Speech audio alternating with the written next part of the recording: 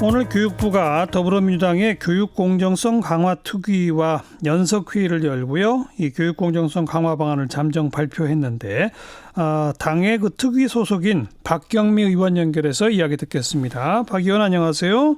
네, 안녕하세요. 먼저 더불어민주당의 교육공정성 강화 특위는 언제 어떻게 만들어지게 된 건가요? 네. 교육에 있어서 공정성, 투명성을 제고해야 된다는 목소리는 계속 있어 왔는데 최근 조국 장관 국면을 거치면서 그에 대한 요구가 더욱 절실해졌죠. 그래서 교육부에서 이에 대한 대책을 마련하고 있고 또 정부 여당 입장에서 민주당도 교육 공정성 강화 특위를 최근 발족시켰고요. 오늘 첫 공개 회의를 킥오프 미팅을 했는데 오늘 첫 회의인 만큼 이해찬 당대표, 유은혜 부총리 이렇게 다 참석을 하셔서 연석 회의를 하게 됐습니다. 네, 그 조국 장관 문제 불거지고 대통령이 이 교육 대학 입시제도 재검토 이런 지시한 후에 만들어진 특위로군요.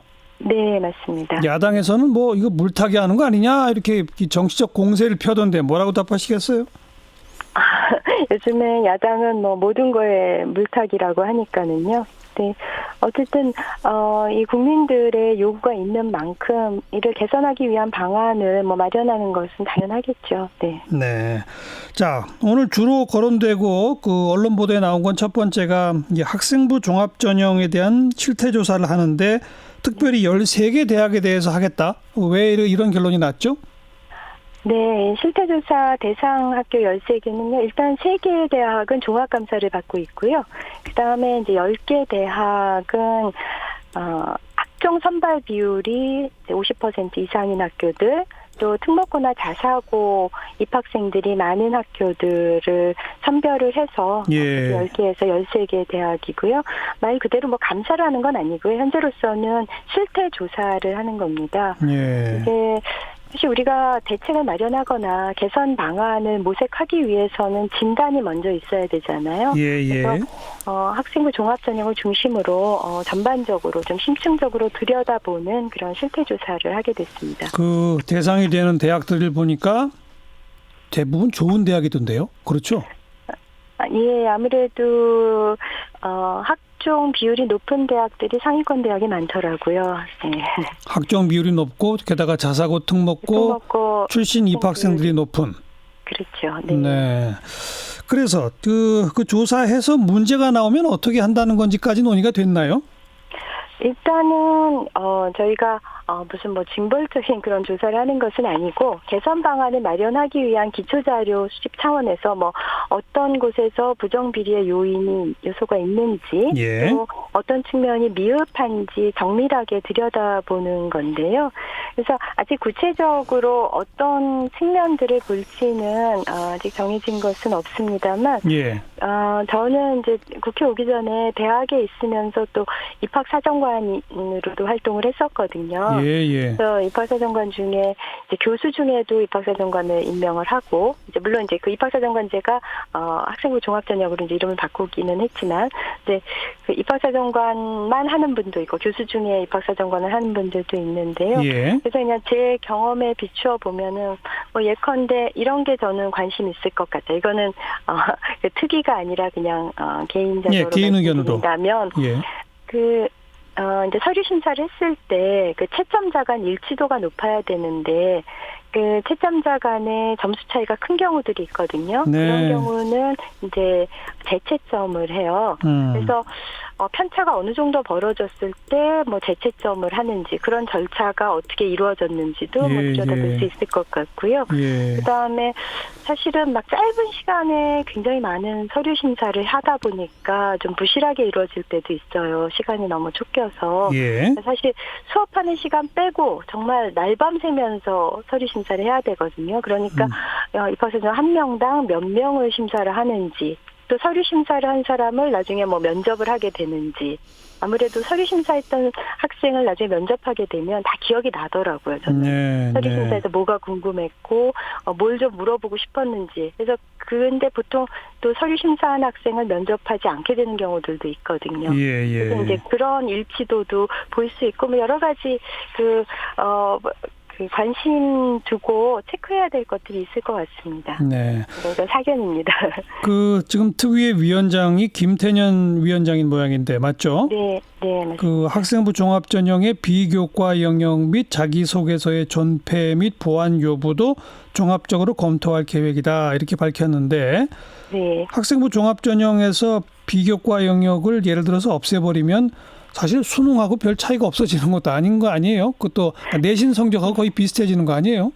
네, 근데 이거는 그냥 그것까지도 검토할 수 있다라고 말씀을 하신 거고요. 그냥 예. 가능성의 영역으로 두신 건데요. 예. 학생부 종합전형에서 이제 그러니까 이제 비교과가 차지하는 비중이 높기 때문에 흔히 어떤 뭐 봉사활동이라든지 뭐 자율동아리라든지 수상실적이라든지 이런 거를 다 폐지하고 나면 현재 수능과 내신으로만 하는 학생부 교과와 그러니까요. 다를 게 없지 않느냐라는 반론도 제기될 수 있는데 그래도 예. 여전히 조금의 차이는 있는 게 그 과목별로 소위 말하는 세특이라는 게 있어요. 세부 능력 및 특기사항이라고 하는 그 과목별로 각 과목 선생님들이 적어주는 그런 항목들이 있는데 예, 예. 그 세특이 있다는 점에서 여전히 학생부 교과와는 조금 차별화는 될 수 있을 것 같습니다. 그런데 이 비교과 부분을 폐지할지에 대해서는 이제 논의를 시작하는 것이 시작 단계다.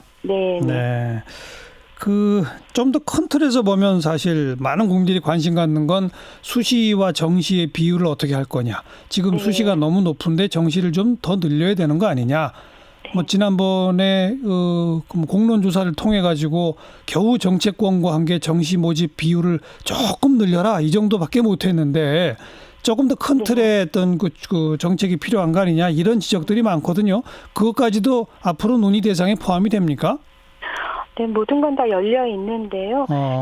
아까 말씀하셨다시피 국가교육회의에서 공론화 결정을 거쳐서 정말 어렵게 수시 정시 비율을 합의한 거잖아요. 예.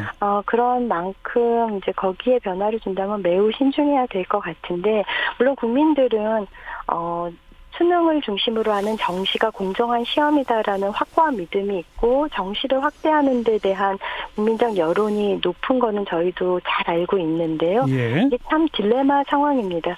그러니까 제가 그런 비유를 하는데요. 그 수능은 한순간에 찍는 스냅샷이다. 스틸 사진인 거예요. 예. 근데 이제 전 학생들을 동일한 카메라로 한순간에 찍는 거예요. 예. 그러니까 공정하기는 해요. 그런데 그 찍히는 순간에 어떤 학생이 굉장히 잘 나오고 어떤 학생은 그냥 표정이 별로고 혹은 뭐 눈 감고 찍은 학생도 있을 수 있고 한 날에 찍는 거니까. 근데 그에 비해서 학생부 기반의 수시는 저는 동영상이라고 생각을 해요. 네. 5학기 동안에 찍은. 예. 근데 동영상이 훨씬 더 그 실체를 잘 드러내기는 하죠. 근데 이제 문제는 그 동영상을 찍는 카메라가 혹은 편집 기술이 부모의 사회 경제적 배경에 따라서 이제 달라질 수 있다는 거잖아요. 그러니까 동영상에 등장은 안 하지만 부모님이 다 있는 거 아니에요.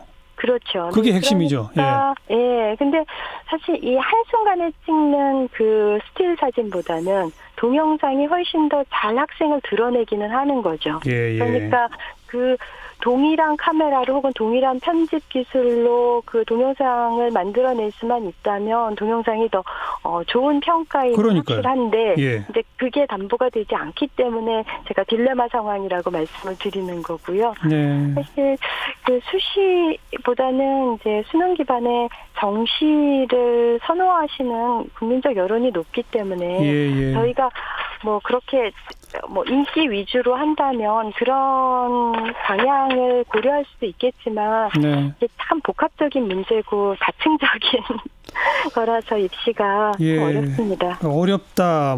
그리고 또 딜레마적 상황이다. 이거 뭐 다 이해는 됩니다만 누군가 책임지고 결론은 내야 되지 않습니까? 그렇죠.